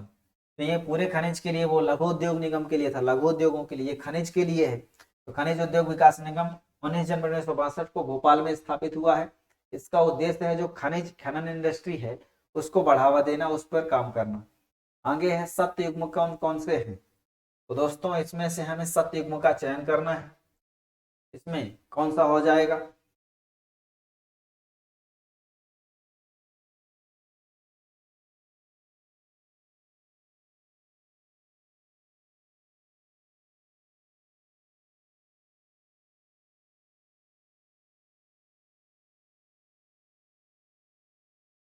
इसमें इंदौर वित्त निगम 1955 हमने डिस्कशन कर लिया, पुराने प्रश्न में सही है। मध्य प्रदेश उद्योग निगम, ये उद्योग निगम भोपाल में है और इसकी स्थापना 1969 में हुई, इसलिए ये कथन गलत। मध्य प्रदेश निर्यात निगम जबलपुर गलत है, क्योंकि निर्यात निगम की मुख्यालय भोपाल में है, 1977 में स्थापना हुई है। ठीक, तो केवल एक सही है। आगे बढ़ते हैं। एमपी में राज्य मत्स्य विकास निगम की स्थापना कब हुई? तो दोस्तों, राज्य में मत्स्य विकास निगम मतलब मछली उत्पादन को बढ़ावा देने के लिए जो विभाग है उसकी स्थापना कब की गई? तो इसकी स्थापना 1979 में की गई, भोपाल में की गई। सन 1979 में मत्स्य उद्योग विकास निगम, मत्स्य विकास निगम को बढ़ावा देने के लिए फिशरीज डेवलपमेंट कारपोरेशन की स्थापना 1979 में हुई। ठीक है, कौन सा युग्म सुमेलित नहीं है? तो दोस्तों, इसमें हमें सही सुमेलित की पहचान करना है। तो इसमें सही सुमेलित नहीं है। कत्था उद्योग शिवपुरी, साइकिल उद्योग गुना, टिश्यू पेपर उद्योग, आयल उद्योग मुरैना। टिश्यू पेपर उद्योग महू में है। ठीक है, महू इंदौर में टिश्यू पेपर बनाने का कारखाना है, इसीलिए कत्था उद्योग शिवपुरी और मुरैना में, शिवपुरी में, ग्वालियर में भी है। साइकिल उद्योग गुना में है। आयल उद्योग मुरैना, क्योंकि आयल माने तेल, ज्यादा सरसों होती है यहाँ, तो मुरैना में। टिश्यू पेपर महू इंदौर में बनता है, उस देवास में नहीं, इसलिए गलत हो जाएगा। आगे बढ़ते हैं। मध्य प्रदेश वस्त्र उद्योग मंडल का मुख्यालय कहाँ है? तो दोस्तों, मध्य प्रदेश वस्त्र उद्योग मंडल का मुख्यालय जो है कहाँ स्थापित किया गया है? तो इसका सही आंसर हो जाएगा वस्त्र उद्योग मंडल। यहाँ पास कंफ्यूज ना होइएगा, दो प्रश्न आएंगे। ठीक है। ये क्या है, वस्त्र बोर्ड, वस्त्र बोर्ड है ये, मंडल माने बोर्ड। वस्त्र बोर्ड कहाँ है, एमपी का भोपाल में है। कब स्थापना हुई, 1972 में हुई। अगर वस्त्र निगम पूछे, वस्त्र निगम, ठीक है, एमपी का राज्य वस्त्र निगम, तो 1977, 77-78 कहाँ, इंदौर में। ठीक, ध्यान रखिएगा। वस्त्र उद्योग, वस्त्र निगम पूछे, अगर वस्त्र उद्योग निगम पूछे 77-78 इंदौर में स्थापित हुआ।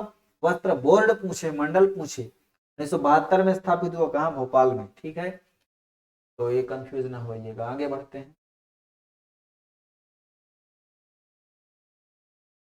कौन इंदिरा गांधी राष्ट्रीय पेंशन योजना के लिए पात्र है।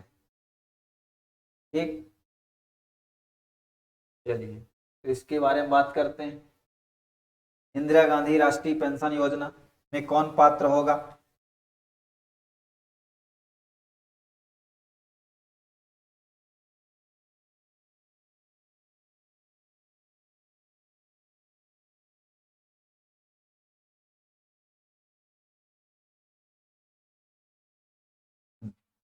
कौन पात्र है, तो इसमें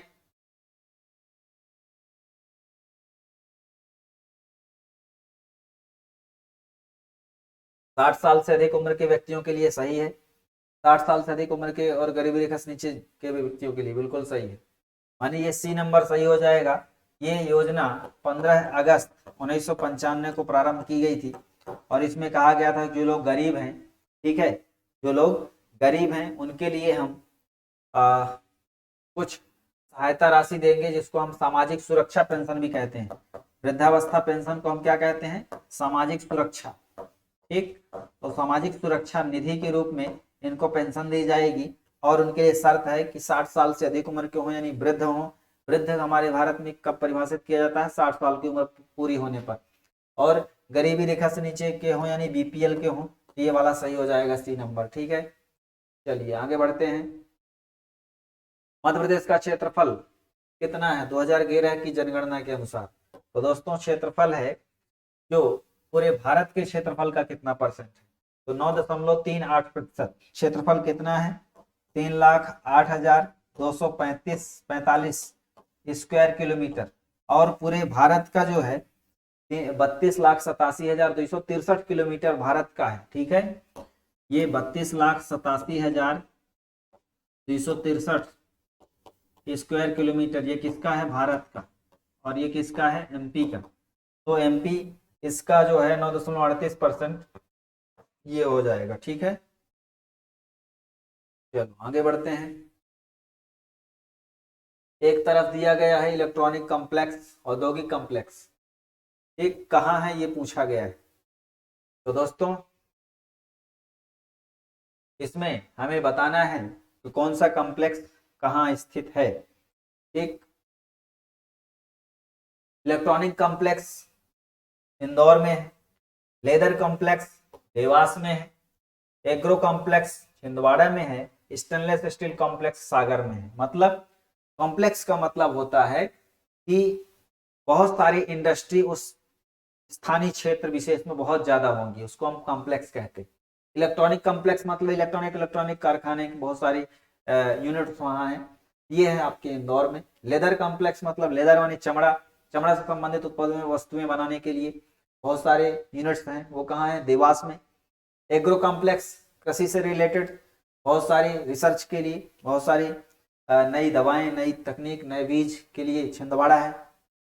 स्टेनलेस स्टील कॉम्प्लेक्स सागर में, स्टेनलेस स्टील बनाने की वस्तुएं, उनके अन्य उत्पाद ये सागर में है। ठीक है, तो आंसर क्या हो जाएगा आपका, आंसर हो जाएगा पहले का चौथा, दूसरे का पहला। ठीक, बी नंबर। आगे बढ़ते हैं। मध्य प्रदेश में औद्योगिक विकास निगम की स्थापना कब हुई दोस्तों। मध्य प्रदेश औद्योगिक विकास निगम की जो स्थापना हुई थी वो आपके हुई थी वर्ष 1965 में। ठीक, और ये कहाँ है, भोपाल में। तो औद्योगिक विकास निगम अगर पूछे भोपाल में 1965 में स्थापित हुआ। खनिज उद्योग निगम की बात हमने कर ली थी, ठीक, 1962 में। चलिए आगे बढ़ते हैं।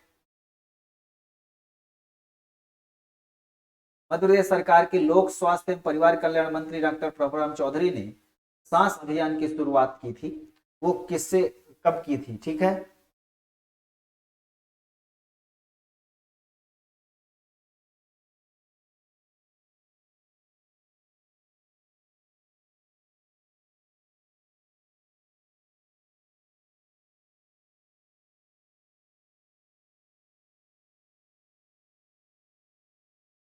दोस्तों, हमारे मध्य प्रदेश के स्वास्थ्य मंत्री डॉक्टर प्रभुराम चौधरी जी, इन्होंने सांस अभियान की शुरुआत करी 5 फरवरी 2021 को। ये सांस का मतलब होता है social awareness and action to neutralise pneumonia.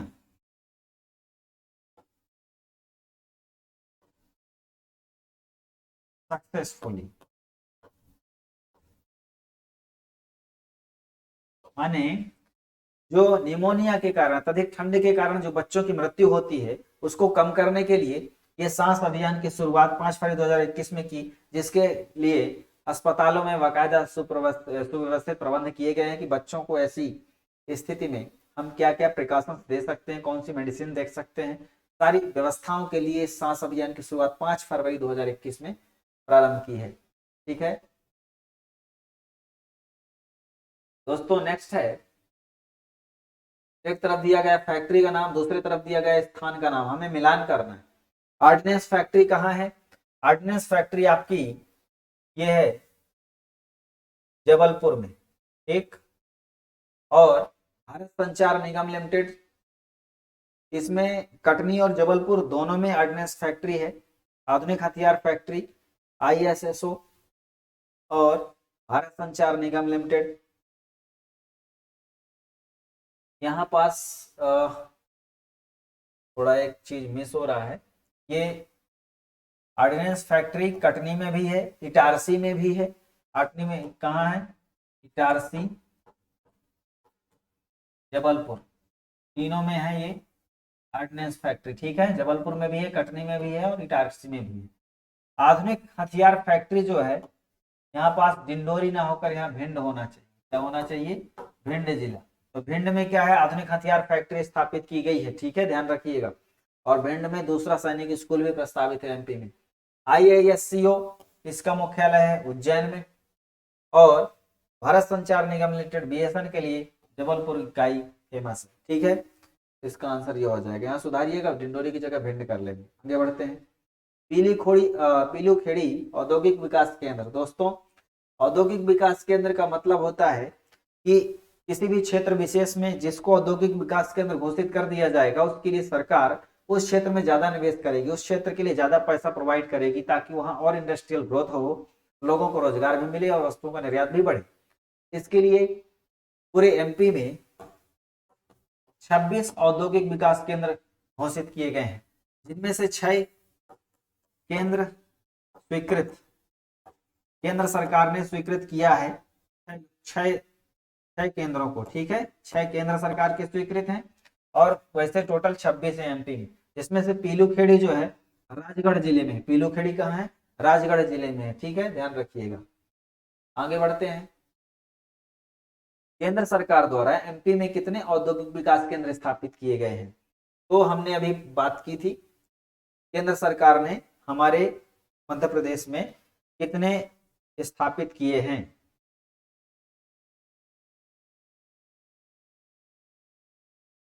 तो 6 स्थापित किए हैं। अब पूछ रहा है वो कौन कौन से हैं, तो इसके लिए आप ट्रिक याद रखें, 3P 3M। पी से पीलूखेड़ी, मुरैना, और एक कौन हो जाएगा? एक है आपका पीथमपुर। पीथमपुर तो फेमस। एम से हो जाएगा मालनपुर, मनेरी, मंडला,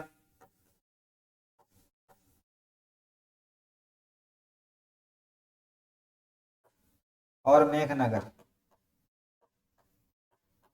मेघनगर कहाँ है? झाबुआ में है। ठीक है, तो ये 6 जो है केंद्र सरकार ने इसको स्वीकृत किया है। पीलूखेड़ी राजगढ़ में, पुरैना पन्ना में है, पीथमपुर धार में है, मालनपुर भिंड में है, मनेरी मंडला में है, मेघनगर झाबुआ में है। इनको केंद्र सरकार ने स्वीकृत किया है। टोटल एमपी में 26 है। ठीक है, मध्य प्रदेश वस्त्र उद्योग निगम का मुख्यालय कहाँ है? तो दोस्तों हमने पुराने प्रश्न में चर्चा की थी कि इसका मुख्यालय वस्त्र उद्योग बोर्ड और वस्त्र उद्योग निगम, इसकी स्थापना 1976-77 में इंदौर में हुई। और ये जो है वस्त्र उद्योग निगम है। और अगर बोर्ड पूछे तो बोर्ड 1972 में वस्त्र बोर्ड ये भोपाल में स्थापित हुआ था। हमने पुराने प्रश्न में चर्चा की थी वस्त्र बोर्ड। ठीक है, चलो आगे बढ़ते हैं। राष्ट्रीय आजीविका मिशन कार्यक्रम मध्य प्रदेश में कब से चलाया जा रहा है? ये पूछ रहा है कि राष्ट्रीय आजीविका मिशन एमपी में कब से चलाया जा रहा है? ठीक, कब से? तो क्या आंसर हो जाएगा दोस्तों इसका? इसका सही आंसर हो जाएगा वर्ष 2012-13 से एमपी में राष्ट्रीय आजीविका मिशन चलाया जा रहा है। मतलब इसके लिए महिला स्व सहायता समूहों को भी प्रोत्साहन प्रदान किया जा रहा है वर्ष 2012-13 से। ठीक है, किरनापुर औद्योगिक विकास केंद्र किस जिले में स्थापित किया गया है? तो अभी हमने जो 26 औद्योगिक विकास केंद्र में बात की, 6 केंद्र शासित प्रदेश द्वारा केंद्र सरकार द्वारा मान्यता प्राप्त की बात की, उन्हीं में से एक और है और वह है किरनापुर। किरनापुर औद्योगिक विकास केंद्र, जैसे हमने पीलीखेड़ी राजगढ़, मालनपुर भिंड, पुरैना पन्ना, मेघनगर झाबुआ, ऐसे ही किरनापुर है शहडोल में और सॉरी बालाघाट में। बालाघाट कहाँ है? बालाघाट एमपी का ऐसा जिला है जो दक्षिण पश्चिम में है, दक्षिण पूर्व में है, सॉरी दक्षिण पूर्व में है, और जो छत्तीसगढ़ और महाराष्ट्र दोनों की सीमा को टच करता है। यानी जब आप मध्य प्रदेश का ये दक्षिण वाला हिस्सा देखेंगे ना, यहाँ बालाघाट है, छत्तीसगढ़ को भी स्पर्श करेगा और महाराष्ट्र को भी स्पर्श करेगा। और यह जो है खनिज संपन्न जिला है। यहाँ तांबा की मलाजखंड खदान और मैग्नीज की भरवेली खदान विश्व प्रसिद्ध है। ठीक है, चलो आगे बढ़ते हैं। एशिया का प्रथम तथा विश्व का तीसरा लेसर अनुसंधान संस्थान मध्य प्रदेश में कहाँ है? ये इंदौर में है। 1984 में स्थापित हुआ था। इसको R CAT Raja Ramanna centre for advance computing जो है, Raja Ramanna centre for advance computing इसका नाम दिया गया है। 1984 में स्थापित हुआ था। राजा रमन्ना की बड़ी भूमिका थी इस क्षेत्र में, इसीलिए प्रसिद्ध परमाणु वैज्ञानिक राजा रमन्ना के नाम से इसका नाम पड़ा है आर कैट। और यह राउ इंदौर में स्थापित है। ठीक, इंदौर में स्थापित है। लेजर किरण अनुसंधान पर काम कर रहा है। ठीक, परमाणु ऊर्जा पर काम करता है। और ये जो है एशिया का प्रथम है, विश्व का तीसरा है। ठीक, चलो आगे बढ़ते हैं। Cotton seed and solvent extraction plant कहाँ स्थापित किया गया है? तो दोस्तों इसका आंसर हो जाएगा आपका उज्जैन। उज्जैन में cotton seed and solvent extraction plant, मतलब जो कॉटन सीड हैं, बीज हैं किसके? कपास के, उन पर विलयन बनाने का, उनके कुछ सब प्रोडक्ट बनाने का जो कारखाना है वो उज्जैन में स्थापित है। और इंदौर, उज्जैन, बड़वानी, धार ये सब सूती वस्त्र के लिए फेमस है। खंडवा खरगोन में ज्यादा कपास होता है। ठीक, मालवा क्षेत्र में पूरे। अब आता है नेक्स्ट प्रश्न। इस प्रश्न को अच्छे तरीके से पढ़ें और देखें कि कौन सी इसमें प्रश्न पूछा गया है।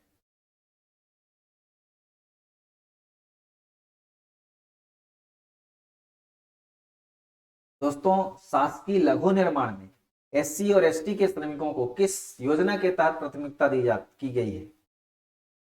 लघु निर्माण में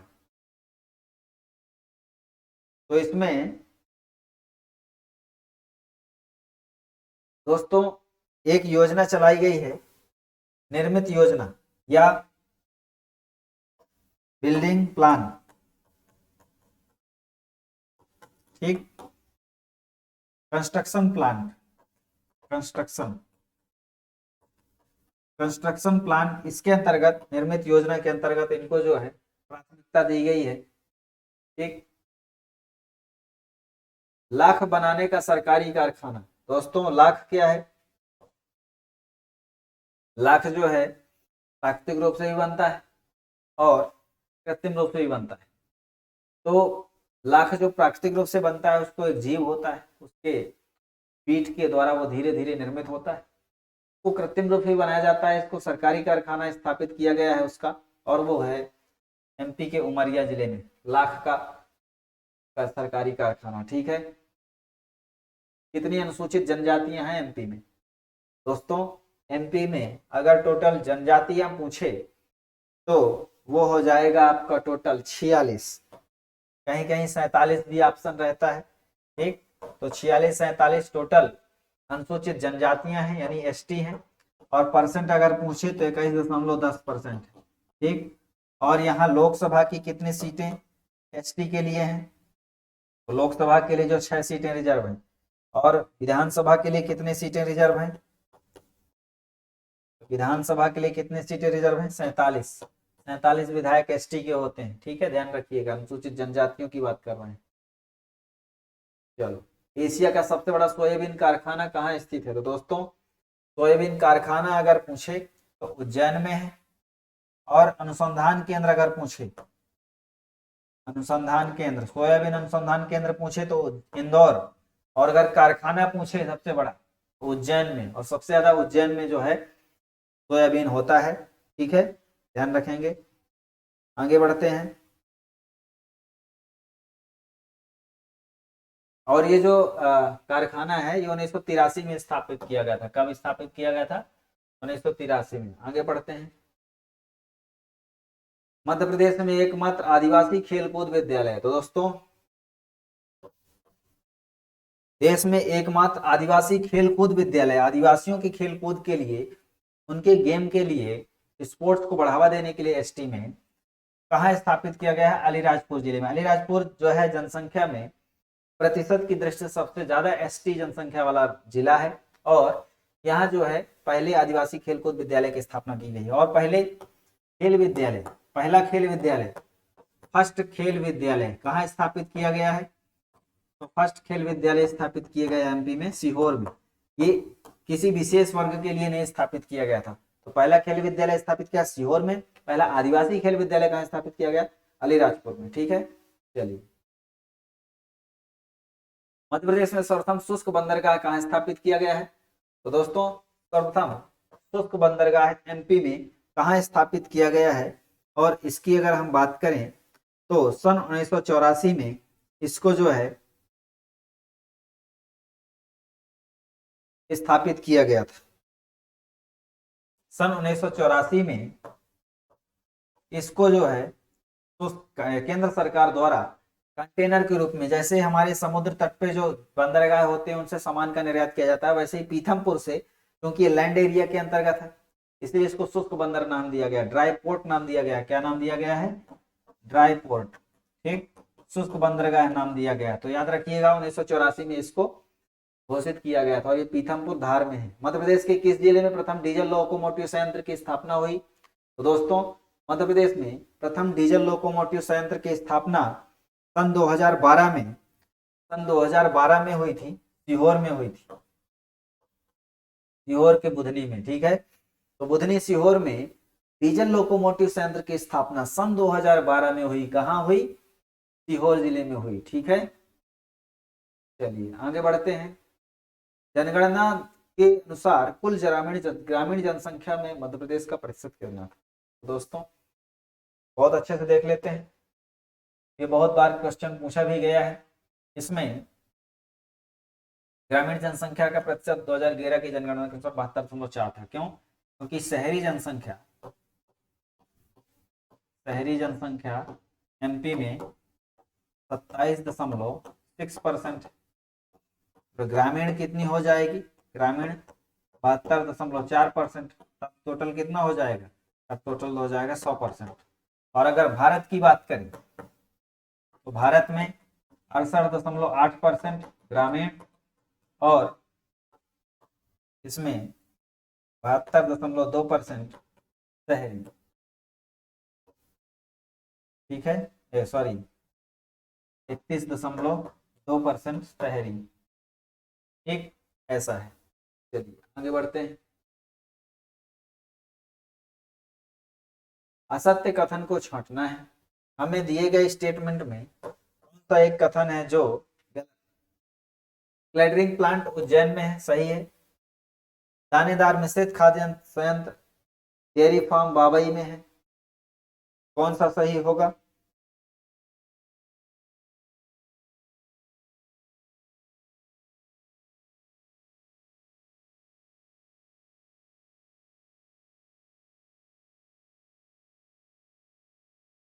दोस्तों इसमें डेयरी फार्म बाबई में होशंगाबाद में है, सही है।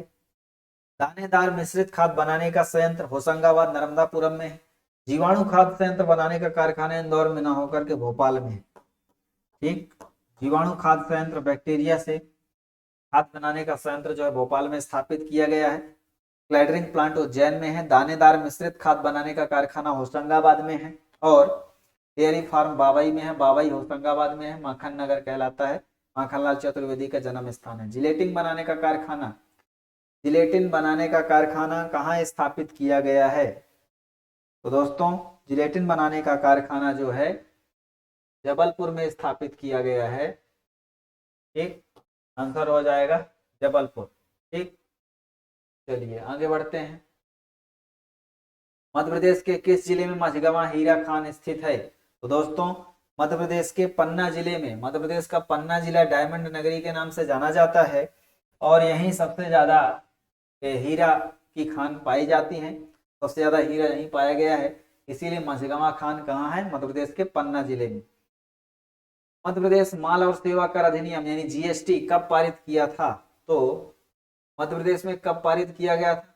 ये प्रश्न बहुत इंपॉर्टेंट है और इसका सही आंसर क्या हो जाएगा?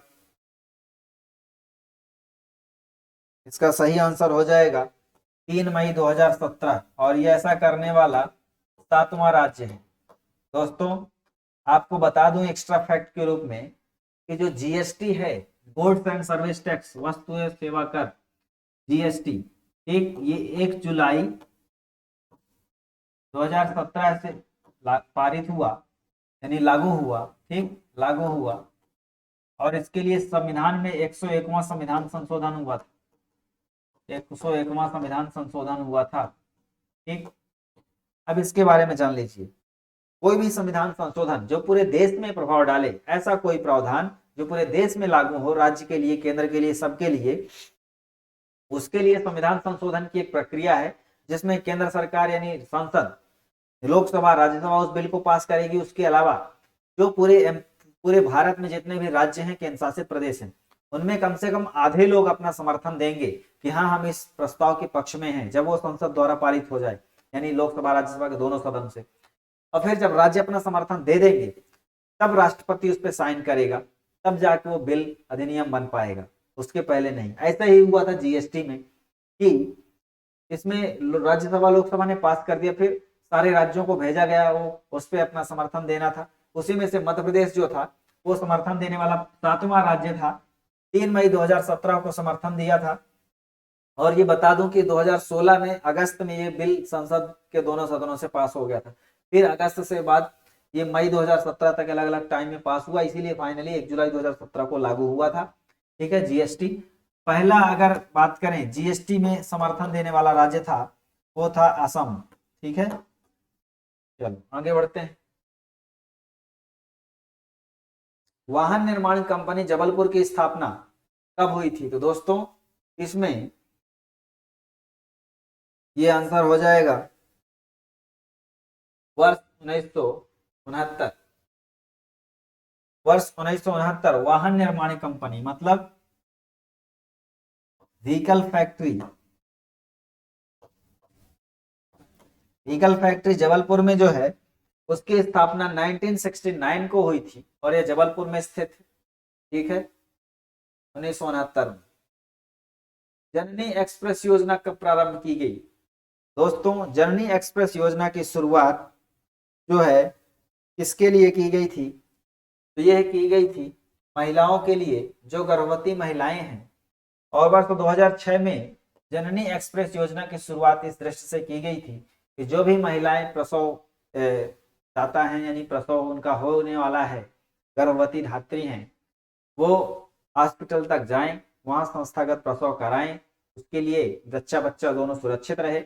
इसलिए स्वास्थ्य और परिवार कल्याण मंत्रालय की यह पहल पर जननी एक्सप्रेस योजना की शुरुआत, एक्सप्रेस मतलब एम्बुलेंस प्रदान करना, एम्बुलेंस बुलाई जाएगी और निःशुल्क उनको जो है संस्थागत प्रसव के लिए ले जाया जाएगा अस्पताल तक।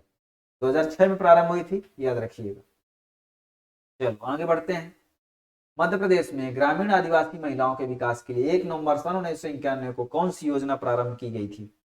तो दोस्तों यह योजना जो प्रारंभ की गई थी वो महिलाओं के लिए, उसका नाम था पंचधारा योजना। क्या नाम था उसका? पंचधारा योजना। ठीक है, यह योजना जो महिलाओं के कल्याण के लिए प्रारंभ की गई थी, पंचधारा योजना नाम था, और 1 नवंबर सन 1991 को प्रारंभ की गई थी। ये स्टेट की महिलाओं के लिए जो ग्रामीण हैं और आदिवासी क्षेत्रों में रहती। मुख्यमंत्री अन्नपूर्णा योजना की शुरुआत कब हुई थी दोस्तों? मुख्यमंत्री अन्नपूर्णा योजना की शुरुआत जो प्रारंभ की गई थी, यह योजना 26 अप्रैल सन 2008 को प्रारंभ की गई थी और इसका उद्देश्य था 3 रुपए किलो चावल और 2 रुपए किलो गेहूं। ठीक, ये गेहूं जो है किसको दिया जाएगा? बीपीएल के परिवार को। बीपीएल परिवारों को 3 रुपए प्रति किलो चावल, 2 रुपए प्रति किलो गेहूं दिया जाएगा और इसके लिए 26 अप्रैल 2008 को यह प्रारंभ की गई थी योजना। बीपीएल का मतलब जो गरीबी रेखा से नीचे है, बिलो पॉवर्टी लाइन। ठीक है, फिर अब ये जो योजना है, अब सब योजना विलय कर दी गई है क्योंकि हमारे पूरे भारत में नेशनल फूड सिक्योरिटी एक्ट लागू हो चुका है। एक उसके अंतर्गत लोगों को 5 किलो अनाज प्रति व्यक्ति प्रति माह प्रदान किया जा रहा है। ठीक है, और इसके अंतर्गत पूरे भारत की 40% ग्रामीण आबादी को कवर करने का लक्ष्य रखा। ठीक है, पूरे भारत की 40% जनसंख्या कवर हो जाएगी। ठीक है, चल मध्य प्रदेश में 2011 की जनगणना के अनुसार ग्रामीण साक्षरता दर कितनी है? तो दोस्तों ये क्वेश्चन थोड़ा सा डिफिकल्ट है और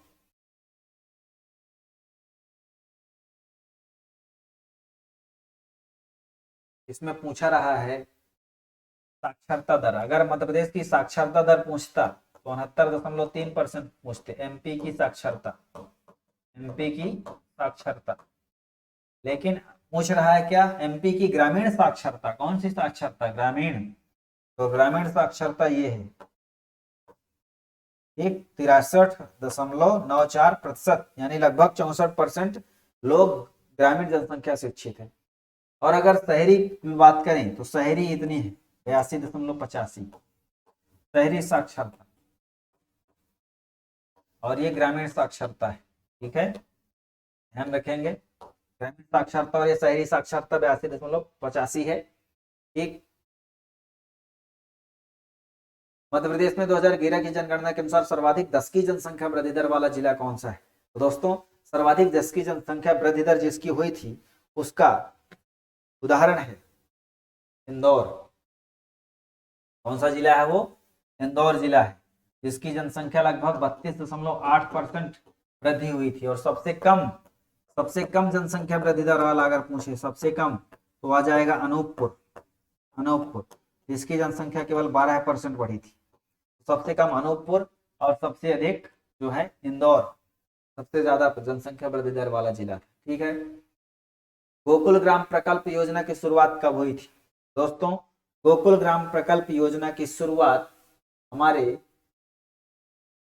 प्रदेश में प्रारंभ की गई थी।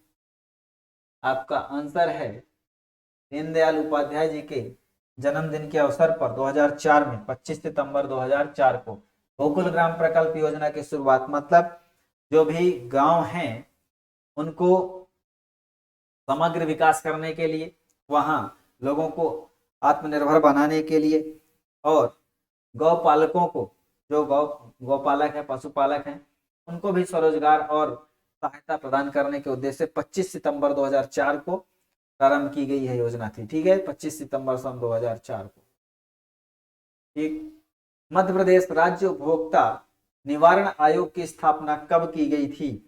तो दोस्तों इसकी स्थापना कब की गई है, यही पूछा गया है। इसका सही आंसर हो जाएगा आपका 1990।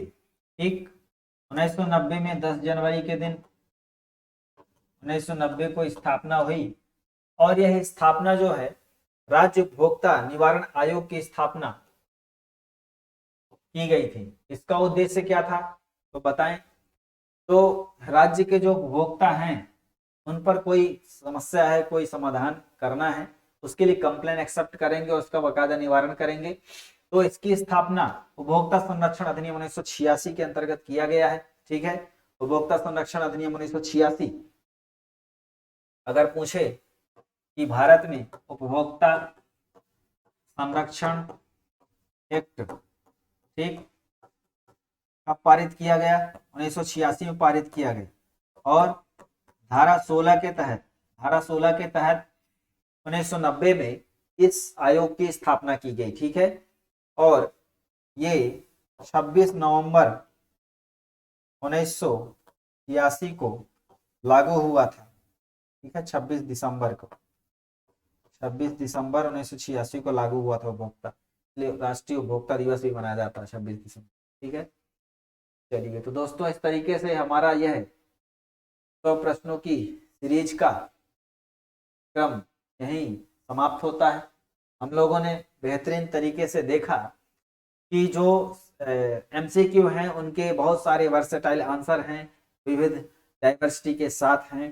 तो हमें कठिन से कठिन, सरल से सरल, यानी मॉडरेट लेवल पे हमें अपने फैक्ट्स को एक कॉन्सेप्ट के साथ याद रखना होगा, ताकि आने वाली परीक्षाओं के लिए हम अपना सबसे बेस्ट दे सकें। कोई भी तथ्य ऐसा ना हो जो हमारी आंखों के सामने से ना पढ़ा गया हो। इसीलिए हम ज्यादा से ज्यादा ऐसे फैक्ट को कवर कराने का प्रयास कर रहे हैं जो एग्जाम की दृष्टि से बहुत महत्वपूर्ण है। आगामी एमपीपीएससी प्रीलिम्स परीक्षा के लिए हमारी टेस्ट सीरीज भी चल रही है, और आप हमारे इस वीडियो सीरीज से जुड़ करके लगातार 100 वीडियो देखेंगे तो आपके सारे यूनिट्स के सारे क्वेश्चंस कवर हो जाएंगे और आपको लगभग कुछ भी पढ़ने की आवश्यकता नहीं रह जाएगी। तो दोस्तों आप यूं ही हमारे साथ तन्मयता के साथ जुड़े रहें और अपना विश्वास हम पर जताए रखें। धन्यवाद। जय हिंद, जय भारत। फिर मिलते हैं एक नए वीडियो के साथ।